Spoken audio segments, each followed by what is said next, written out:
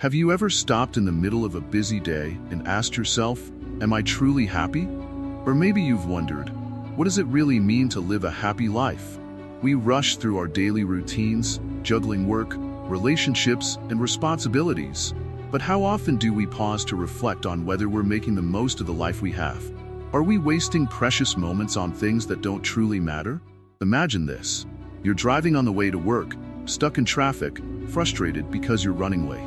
But in the bigger picture, does this moment of stress really affect your long-term happiness? How often do we let little annoyances like this rob us of our joy?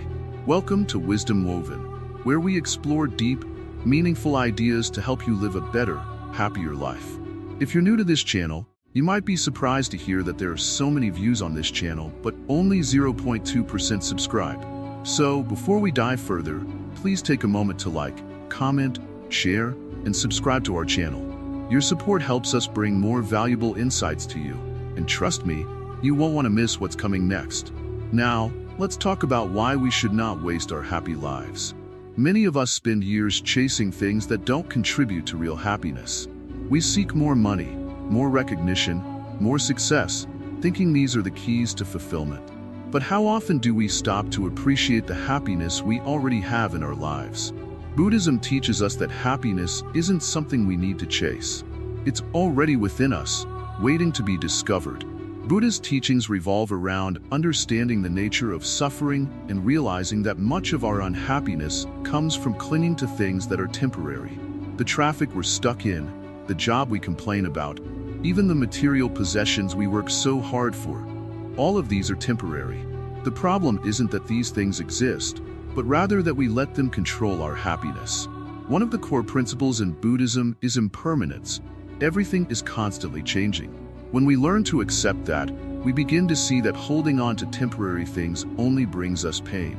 True happiness comes when we stop chasing and start appreciating what we already have, right here, right now. Many of us are guilty of looking at life through a lens of scarcity. We feel we need more to be happy. But Buddhism teaches us that contentment comes from within. The more we appreciate the present moment, the less we feel the need for more. So, are you really using the time you have to enjoy the happiness that's right in front of you? Let's explore together how we can live fully, stop wasting the gift of a happy life, and embrace the joy that's already within us. Stay tuned for deeper insights and transformative ideas as we continue this journey. Understanding the impermanence of life. As we begin, I want to ask you a simple question. Have you ever noticed how nothing in life stays the same? From the smallest moments to the biggest events, everything is always changing. We experience it every day. Seasons shift, people grow older, feelings come and go. Yet, despite knowing this, many of us live as if things will stay the same forever. We cling to the present, hoping it won't slip away, or we try to rush towards the future, forgetting that the present is all we truly have.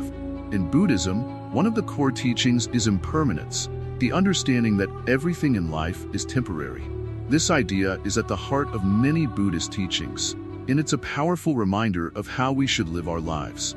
To truly embrace a happy life, we must first understand that nothing lasts forever.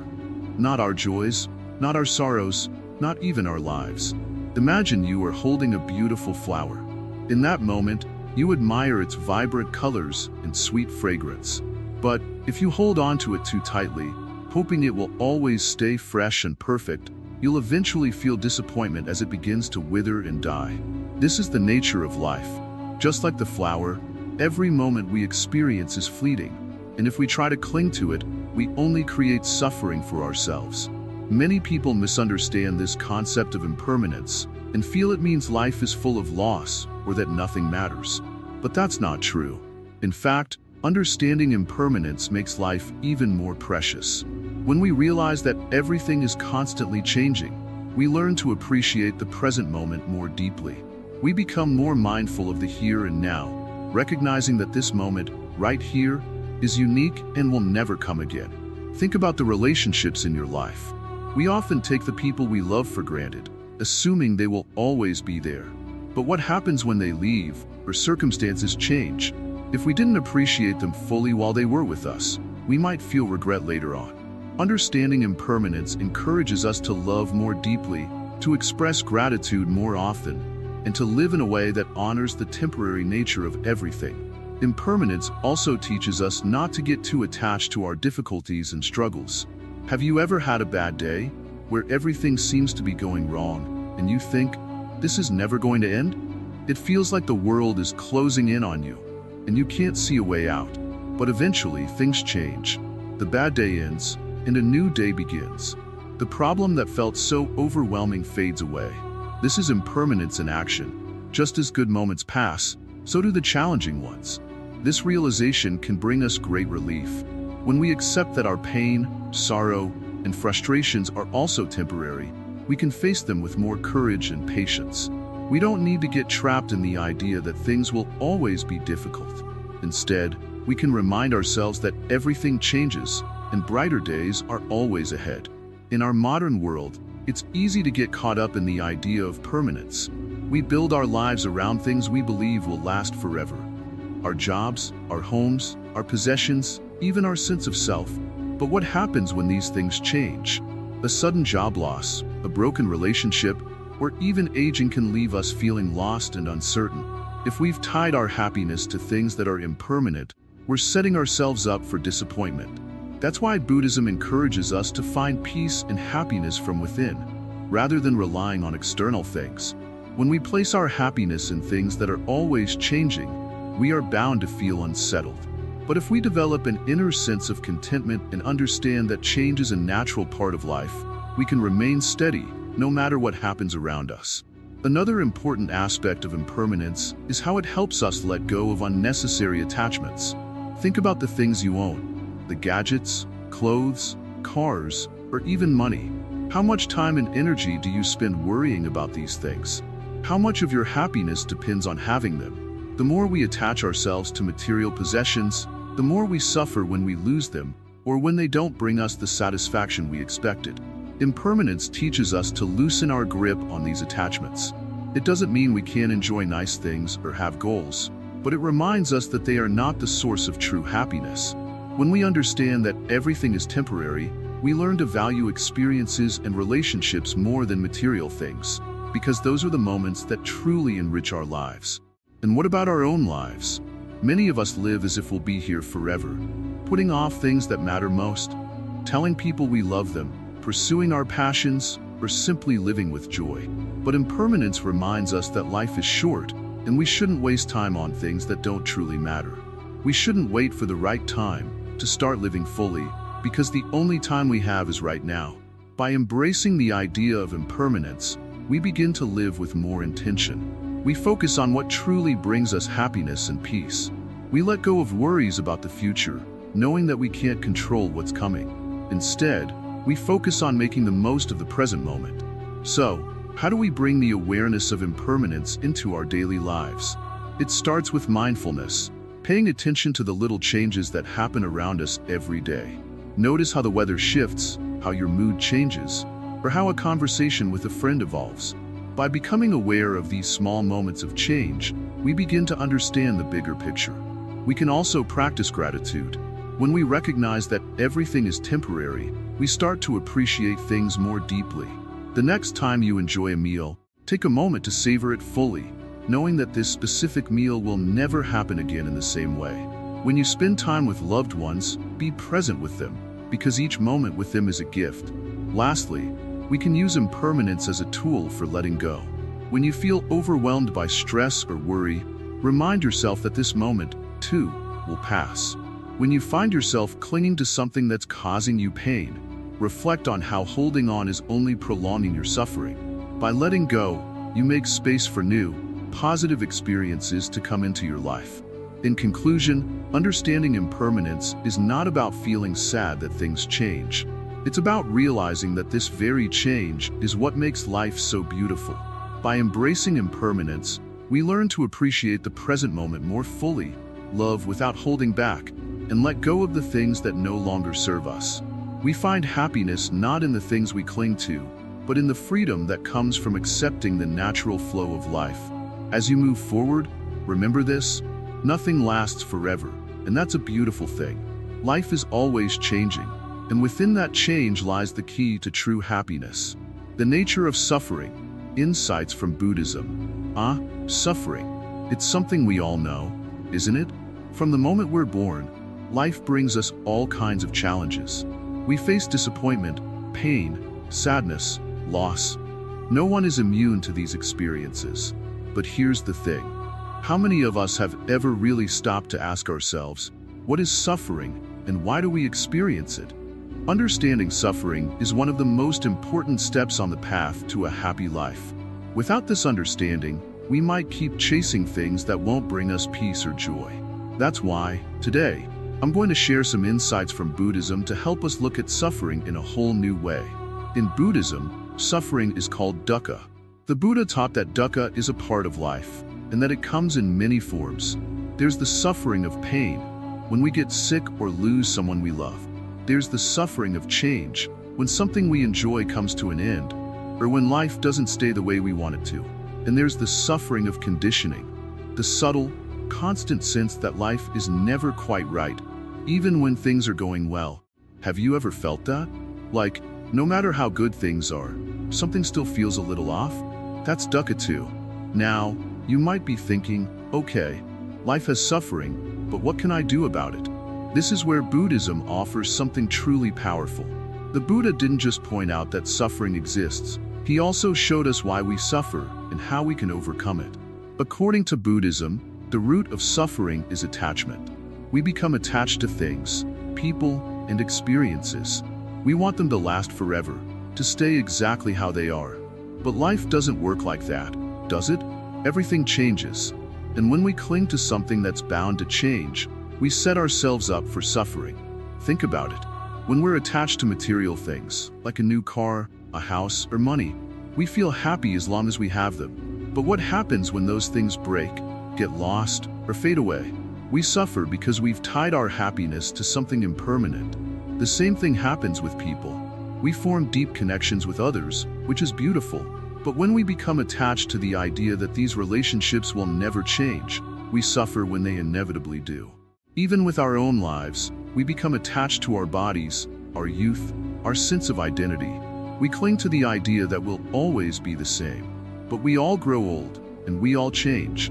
When we resist this natural flow of life, suffering follows. So, what can we do? Should we just stop caring about everything to avoid suffering? No, that's not the message here. Buddhism doesn't teach us to be indifferent or detached from life in a cold way. Instead, it encourages us to develop a different relationship with life, one based on understanding and acceptance. When we deeply understand that everything in life is temporary, we can begin to appreciate things as they are, without clinging to them. Let me give you an example. Imagine you're holding a beautiful flower. You admire its vibrant color, its delicate petals, and its sweet fragrance. You feel happy in that moment. But the flower, like all living things, will eventually wilt and die. If you cling to the idea that this flower should stay fresh forever, you'll feel sad and disappointed when it withers. But if you accept from the beginning that the flower's beauty is temporary, you can appreciate it fully in the moment, without sorrow when it fades. This is the mindset that Buddhism teaches us to develop. By understanding the impermanent nature of all things, we can enjoy them fully without becoming attached. This doesn't mean we stop loving, enjoying, or caring for the things in our lives. It means we learn to experience them without clinging, without expecting them to last forever. Another powerful insight from Buddhism is that suffering often comes from desire. We constantly want more success, more comfort, more recognition. We think that once we get the things we desire, we'll finally be happy. But if you've ever chased after something you really wanted, you probably know that the satisfaction is always temporary. Once we get what we want, the desire shifts to something else, and the cycle starts all over again. The Buddha taught that this endless cycle of desire is what keeps us trapped in suffering. We're always chasing after something outside of ourselves, believing that our happiness depends on getting that next thing. But true happiness, the kind that lasts, comes from letting go of these endless desires and finding peace within ourselves. Now, letting go of desire doesn't mean giving up on life or not having goals. It simply means recognizing that happiness doesn't come from fulfilling every desire. It comes from understanding that no matter what we gain or lose, we can still find peace within ourselves.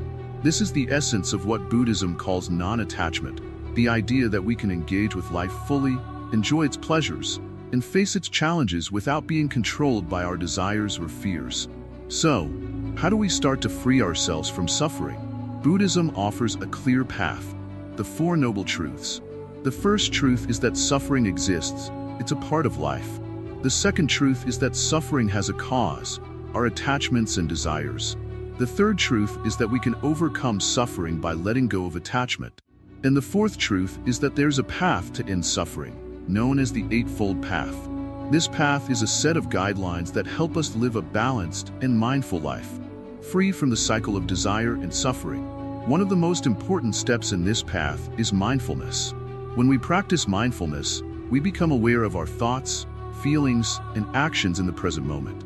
We begin to see how our attachments and desires cause us pain. And with this awareness, we can start to let go of the things that don't serve us. For example, the next time you feel frustrated or angry, take a moment to pause and observe your feelings. Ask yourself, what am I attached to right now? What desire is driving this emotion? You might find that you're clinging to an expectation or a desire for things to be different. By recognizing this, you can begin to release the attachment and find peace in the present moment. In the end, suffering is a part of life, but it doesn't have to control us. Through understanding and mindfulness, we can learn to let go of the things that cause us pain. We can embrace the impermanence of life and find peace, joy, and happiness within ourselves. That's the true meaning of living a happy life, one that's not wasted on chasing after things that will never last. So, as you move forward in your own journey, remember, suffering is a teacher, and the path to happiness is not about avoiding pain but about understanding it, accepting it, and learning to let go. This is the wisdom that Buddhism offers us, and it's a powerful tool for living a life of true happiness and fulfillment. The mind is the creator of happiness. Let me share something with you, something simple but incredibly powerful. Your mind is the creator of your happiness. That's right, not your job, not the money in your bank account, not the house you live in, or the people around you. It's your mind. You see, everything you experience in life is filtered through your mind. And if you learn to understand and master it, you'll unlock the key to true happiness. Think about this for a moment. Two people can experience the exact same situation, yet one person walks away feeling content and peaceful, while the other feels upset and frustrated. What's the difference? It's not the situation. It's how their minds have processed it. Now, let's go a little deeper. Have you ever had a day when everything seemed to be going wrong? Maybe you spilled coffee on your shirt, got stuck in traffic, or had a disagreement with someone at work. By the end of the day, it feels like the universe is against you. But if you take a step back, you'll realize that it wasn't the events themselves that caused your unhappiness. It was how your mind responded to them. Your mind created a story about these events, how unfair, how unlucky, how stressful everything is, and that story is what made you unhappy. This is what I mean when I say the mind is the creator of happiness. It's not the events or circumstances in your life. It's how your mind chooses to interpret and react to them. And here's the good news. You have the power to change how your mind reacts. You can train your mind to create happiness, no matter what's happening around you. In Buddhism, this concept is known as mental discipline or mind training. It's the practice of observing your thoughts and emotions without getting caught up in them. Imagine your mind is like a clear, still pond. When a thought or emotion arises, it's like a pebble dropping into the pond, creating ripples on the surface. But if you watch carefully, you'll see that the ripples eventually fade, and the pond becomes still again. The problem arises when we get attached to those ripples. We let one little pebble, one negative thought, turn into a huge wave of emotions. We let that one mistake at work, or that one rude comment from someone, ruin our entire day. But what if you didn't let those ripples bother you? What if you could observe them and then let them pass, knowing they are temporary? This is where mindfulness comes in. Mindfulness is the practice of being fully present in the moment, without judgment. When you're mindful, you observe your thoughts and emotions without letting them take control. You see them for what they are, just temporary ripples on the surface of your mind. And when you practice this regularly, you start to realize that your thoughts don't have to dictate your happiness. You are the one in control. Let me give you a simple example. Imagine you're having a tough day at work. Maybe a project didn't go as planned, or your boss gave you some harsh feedback. Your initial reaction might be frustration or disappointment. That's natural. But instead of letting those emotions take over, you pause and observe them. You recognize, okay, I'm feeling frustrated. That's just a feeling. It will pass. You don't judge yourself for feeling that way, and you don't cling to the frustration. You simply observe it and let it go. By doing this, you prevent that frustration from turning into a story about how terrible your job is or how you're not good enough. You stop the negative cycle before it begins, and in doing so, you protect your happiness.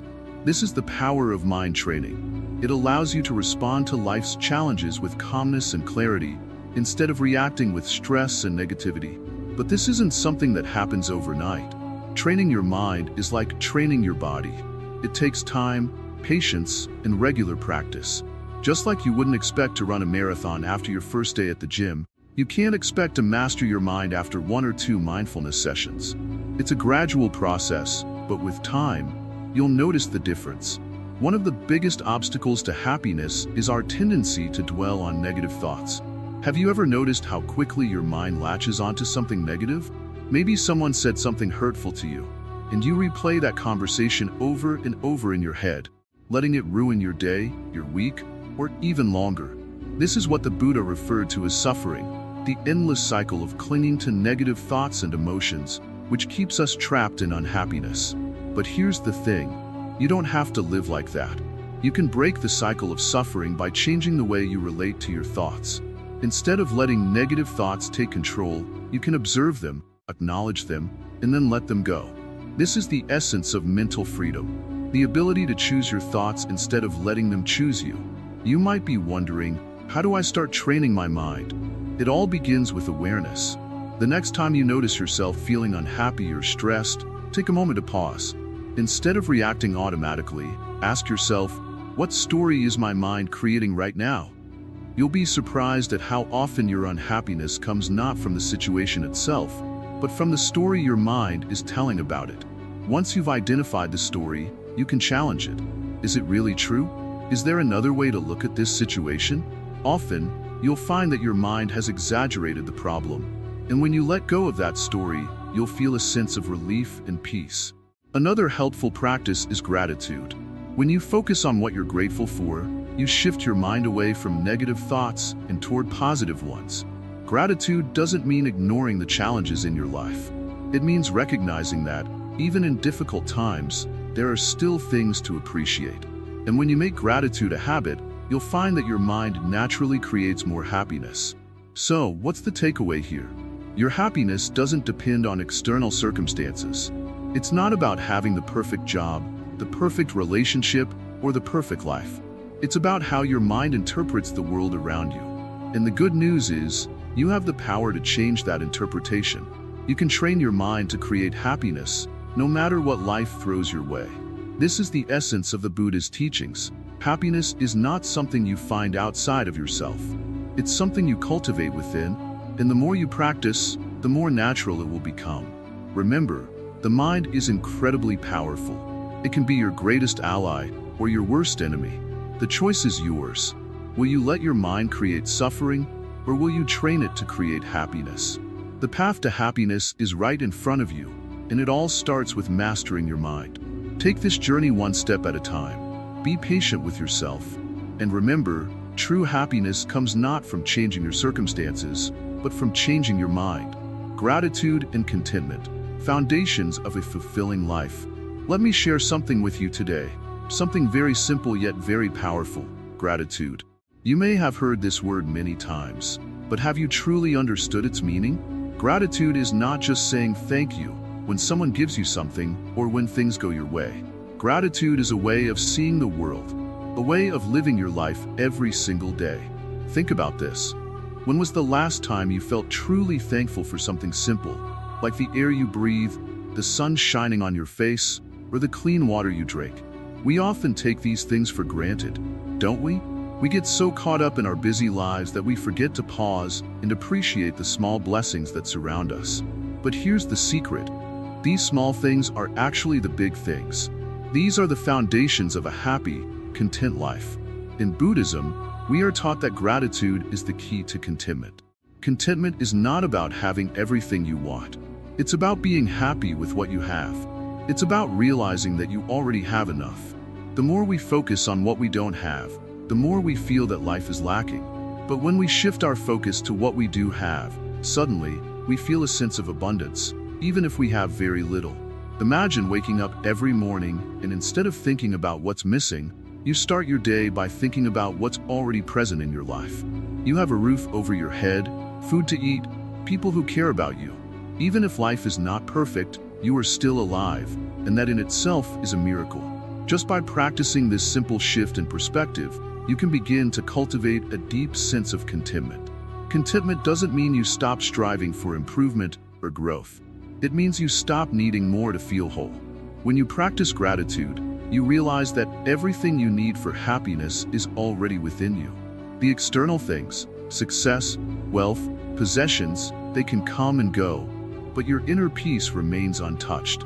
Now, let's take a closer look at why this works. You see, our minds are constantly looking for what's missing. This is how we've been conditioned. We think, if only I had this, then I would be happy. If only things were a little different, life would be better. But the truth is, this mindset keeps us trapped in a cycle of dissatisfaction. We keep looking for happiness outside of ourselves, thinking that one more thing will complete us.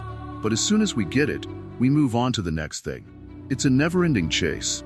Gratitude is the practice of stepping off that treadmill. It's saying, I have enough right now. And when you say this, something beautiful happens. You start to feel lighter. The constant yearning, the endless striving, it begins to fade.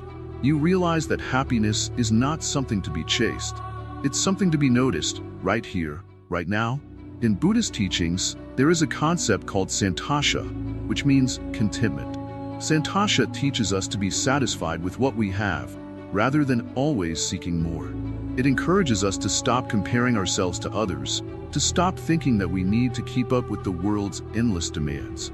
Instead, we focus on the present moment and appreciate the beauty of what is. Now, let's talk about the practice of gratitude. How do you actually begin to live this way? The first step is awareness. You need to become aware of the moments when your mind is telling you that you don't have enough. Catch yourself in those moments. Maybe it's when you're scrolling through social media and seeing other people's lives. Maybe it's when you're at work, feeling like you should be further along in your career. Notice how often you fall into this trap of feeling like you're not enough or don't have enough. Once you've noticed these moments, the next step is to pause and shift your focus. Instead of thinking about what's missing, ask yourself, what am I grateful for right now? It could be something as simple as having a cup of tea, the sound of the birds outside your window, or the fact that you are healthy. The more you practice this, the easier it becomes. Gratitude is like a muscle. The more you use it, the stronger it gets. One powerful way to build this muscle is through a daily gratitude practice. At the end of each day, take a few moments to reflect on 3 things you are grateful for. They don't have to be big things. In fact, the smaller, the better. It's in the small moments that we find the true richness of life. Write them down if you can. This simple practice rewires your brain to focus on the positive, rather than the negative. Buddhism also teaches us about the importance of contentment through the practice of non-attachment. Non-attachment doesn't mean that we shouldn't enjoy the things we have. It simply means that we don't cling to them. We recognize that everything in life is temporary. The things we have today may be gone tomorrow, and that's okay. When we cultivate contentment, we learn to appreciate the present moment without needing it to last forever. We enjoy what we have while it's here, and we let go when it's time for things to change. One of the biggest obstacles to contentment is comparison. We look at other people's lives and think, they have more than me, they're happier than me, they're more successful than me. But the truth is, comparison is the thief of joy. It distracts us from our own path and makes us feel like we're not enough. Buddhism teaches us that everyone's path is different. There is no need to compare. Your journey is unique, and the only thing that matters is that you are at peace with where you are right now. As we come to the end of this part, I want to leave you with a simple thought. Gratitude turns what we have into enough. When you practice gratitude and contentment, you begin to see life in a new way.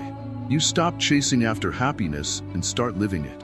You realize that happiness is not in the future, it's in the present moment. It's in the simple act of appreciating what you have, right here, right now. Take a deep breath and ask yourself, what am I grateful for today? The answer might surprise you.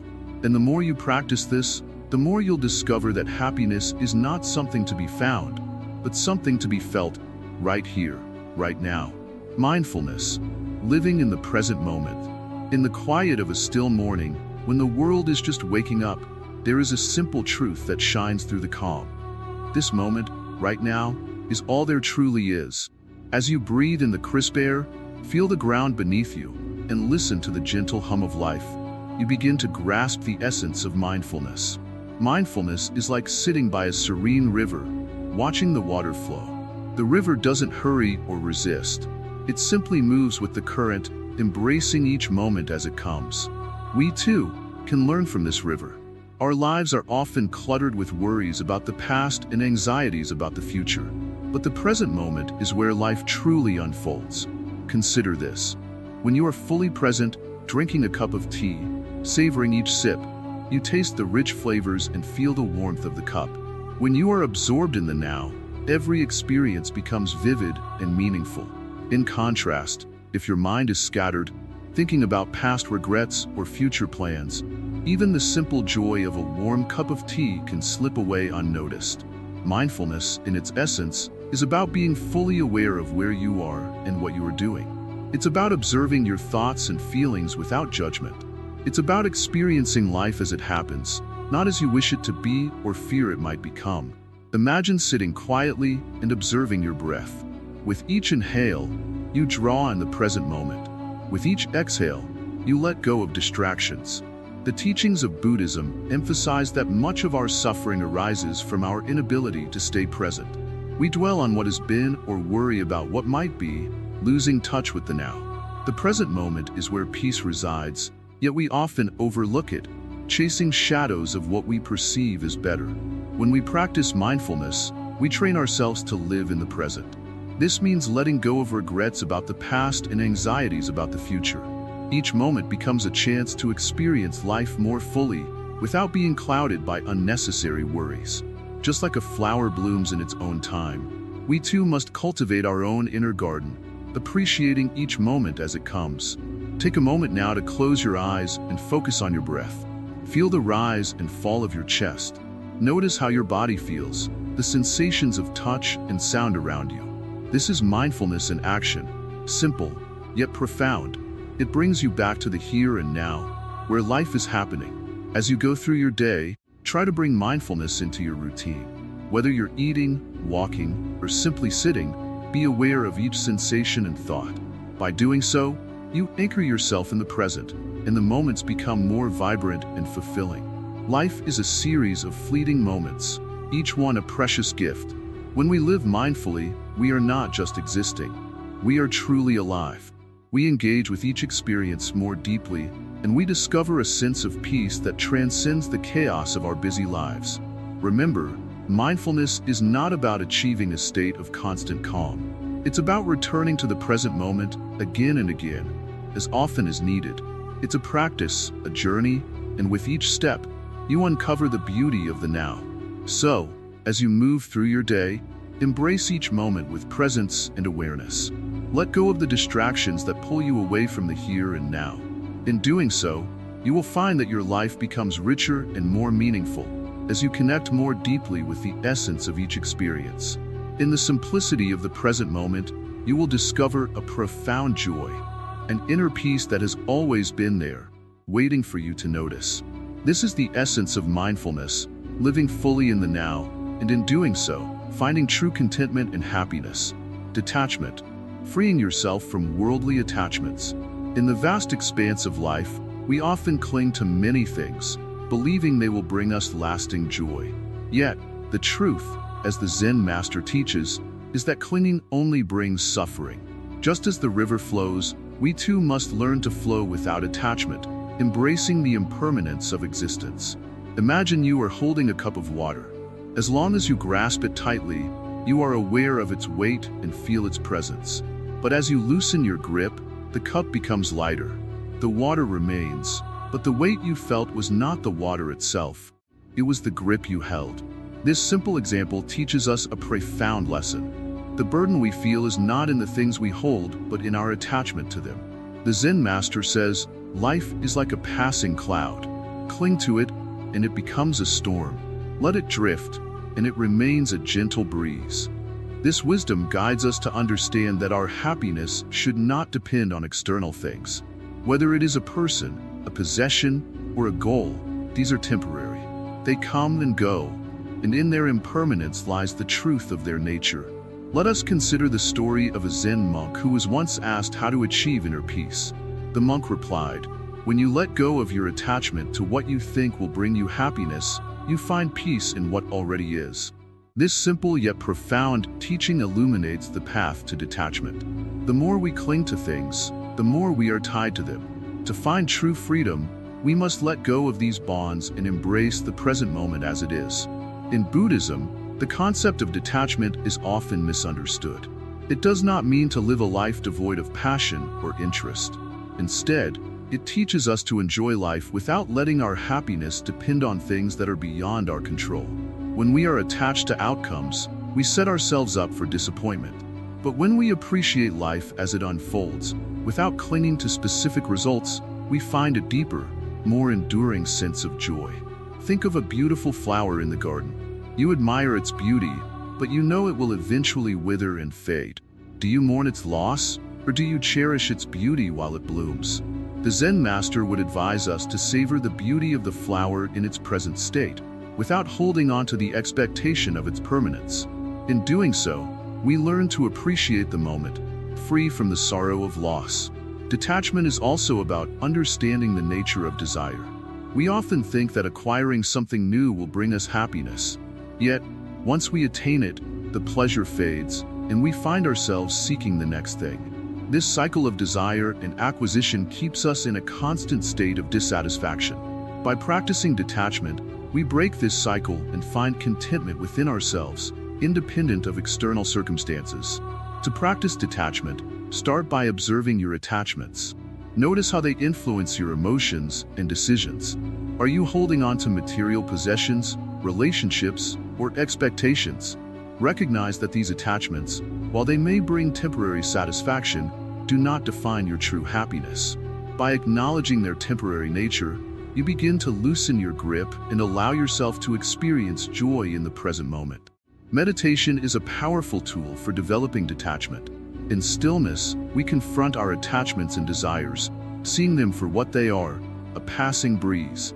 Through meditation, we cultivate awareness and understanding, allowing us to respond to life with greater wisdom and less emotional turbulence. Remember, detachment does not mean rejecting life's pleasures or responsibilities. It means engaging with them fully, without letting them control your sense of self-worth or happiness.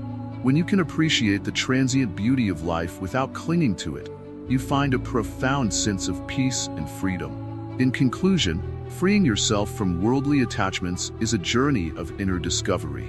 It is about recognizing the impermanence of all things and finding contentment in the present moment. By letting go of our attachments, we uncover a deeper, more enduring happiness that transcends the fleeting nature of external circumstances. Embrace this path of detachment, and you will discover a life of true freedom and joy. Being alone is so powerful. In the quiet moments of solitude, there is a profound opportunity for self-discovery and inner peace. Being alone does not mean being lonely. It is in these solitary moments that we can truly connect with our own essence, free from the distractions and expectations of the world. The Zen master understands that solitude is not just an absence of company. It is a presence of self-awareness. Imagine a clear, calm lake. When undisturbed, its surface mirrors the sky perfectly, revealing its true depth. But when it is disturbed by stones or winds, it becomes turbulent and unclear. Similarly, our minds are like that lake. In the hustle and bustle of everyday life, our thoughts and emotions are constantly stirred, clouding our inner peace. When we allow ourselves to be alone, we give our minds the space to settle, and we see our true reflection more clearly. Being alone gives us a chance to listen to our inner voice, the quiet whisper that often gets drowned out by external noise. In the company of others, we might suppress our thoughts and feelings, adapting to fit in or to please. But in solitude, we are free to explore our true desires, dreams, and fears without external judgments. This self-exploration is where we find our true self, unfiltered and genuine. The teachings of Buddhism often highlight the value of inner stillness. It is said that enlightenment comes not from external achievements, but from a deep understanding of oneself. When we are alone, we can practice mindfulness, observing our thoughts and feelings without becoming entangled in them. This practice allows us to gain insight into our own nature, leading to greater self-acceptance and inner harmony. Being alone also provides a space for reflection and growth. Without the influence of others, we can contemplate our experiences, learn from our mistakes, and appreciate our accomplishments. Solitude can be a powerful teacher, helping us to understand our own behavior and motivations. It encourages us to confront ourselves honestly and to grow from that understanding. In the quiet, we also have the opportunity to cultivate our inner strengths. When we are alone, we are not relying on others for validation or support. We become more self-reliant and resilient, learning to find joy and satisfaction within ourselves rather than from external sources. This inner strength is a foundation for true happiness, allowing us to face challenges with calm and grace. Embracing solitude can be transformative. It teaches us that being alone does not mean being incomplete or unfulfilled. Instead, it shows us that we are whole and complete within ourselves. This realization brings a deep sense of contentment and peace, independent of external circumstances or relationships. In a world that often values constant connection and social interaction, it is easy to overlook the power of solitude. Yet, it is in these quiet moments that we reconnect with our true selves, finding clarity and serenity. By embracing alone time, we create a space for personal growth, self-discovery, and inner peace. So, next time you find yourself alone, embrace it. See it not as a void, but as a rich opportunity for self-reflection and growth. Use this time to nurture your inner self and to explore the depths of your own being. Through solitude, you will find the strength and wisdom to navigate life's challenges with greater ease and joy. Remember, being alone is not about escaping the world, but about discovering the profound depths of your own existence. In these moments of quiet, you will uncover a powerful source of inner peace and happiness that will enrich every aspect of your life. Overcoming negative emotions through compassion. In the quiet of a Zen garden, one might ask, what is the key to overcoming the storm of negative emotions that sometimes clouds our minds? How do we find peace amidst the chaos of anger, resentment, and sadness? The answer lies in the gentle power of compassion. Imagine a small pond, still and serene. When a stone is thrown into the water, it creates ripples that spread far and wide. Similarly, our negative emotions can disturb the calm of our minds, creating waves that disrupt our inner peace. But what if we could still the water, returning it to its tranquil state? This is where compassion plays its vital role. Compassion is not just about feeling sorry for someone else. It's about understanding and kindness towards ourselves. When we face negative emotions, we often respond with criticism and judgment. We might think, why am I so angry? Or why can't I just be happy? These thoughts only deepen our suffering. Instead, if we approach ourselves with the same kindness we would offer a dear friend, we begin to heal. Buddhism teaches us that emotions, like all things, are transient. They come and go, flowing through us like the wind. Negative emotions are not permanent states, but temporary experiences. When we embrace compassion, we learn to observe these emotions without letting them define us. Imagine a compassionate friend listening to your troubles. They do not judge or criticize, but simply offer understanding and support. This is the kind of approach we should have towards ourselves. Instead of battling our anger or sadness, we should acknowledge these feelings with kindness, saying to ourselves, it's okay to feel this way. I am here for you. By practicing self-compassion, we create a safe space for our emotions. This doesn't mean we ignore or suppress them. Rather, we allow ourselves to experience and process these feelings without judgment. In this space of understanding, we find clarity and calm. When we cultivate compassion, we also extend it towards others. Just as we are kind to ourselves, we can offer the same understanding to those around us. When someone else is angry or hurt, our compassionate response can help soothe their distress. This creates a ripple effect of kindness that can transform our relationships and environment. The Buddha taught that compassion is one of the four immeasurables: loving kindness, compassion, sympathetic joy, and equanimity. Each of these qualities helps us connect with others and ourselves in a profound way. Compassion, in particular, helps us overcome the barriers of negative emotions and fosters a deep sense of connection and empathy. To practice compassion, start with small steps. When you notice negative emotions arising, take a moment to breathe deeply. Place your hand over your heart and silently offer yourself words of comfort. Recognize that these emotions are a part of your experience, but do not let them control you. With each breath, remind yourself of your inherent worth and the kindness you deserve. As you become more adept at offering compassion to yourself, extend this practice to others. When someone is rude or unkind, remember that they, too, are experiencing their own struggles. Respond with understanding rather than anger. This shift in perspective can transform conflicts into opportunities for growth and connection. Compassion also teaches us to let go of grudges and resentment. Holding on to anger only prolongs our suffering. By practicing forgiveness and understanding, we release ourselves from the burdens of negativity. This act of letting go frees up space in our hearts for more positive and nurturing experiences. In moments of conflict, whether with others or within ourselves, ask, "How can I respond with compassion?" This question guides us towards actions that foster harmony rather than discord. It shifts our focus from blame and criticism to understanding and empathy. The journey to overcoming negative emotions through compassion is not a destination but a continuous practice. Each day offers us opportunities to cultivate this quality, to deepen our understanding, and to connect more meaningfully with ourselves and others. As we walk this path, remember that compassion is a powerful tool for healing and growth. It transforms our inner world and influences the world around us. By embracing compassion, we create a space where negative emotions lose their power and our true essence of peace and joy can emerge. So, as you go through your days, let compassion be your guide. When faced with negativity, turn inward and offer yourself the warmth of understanding. Extend this kindness to others and watch as it transforms your interactions and your life. Compassion is not just a practice. It is the essence of living harmoniously with ourselves and the world. Letting go of ego, achieving true happiness. In the quiet of the morning, when the world is still asleep, there is a space where the ego cannot reach.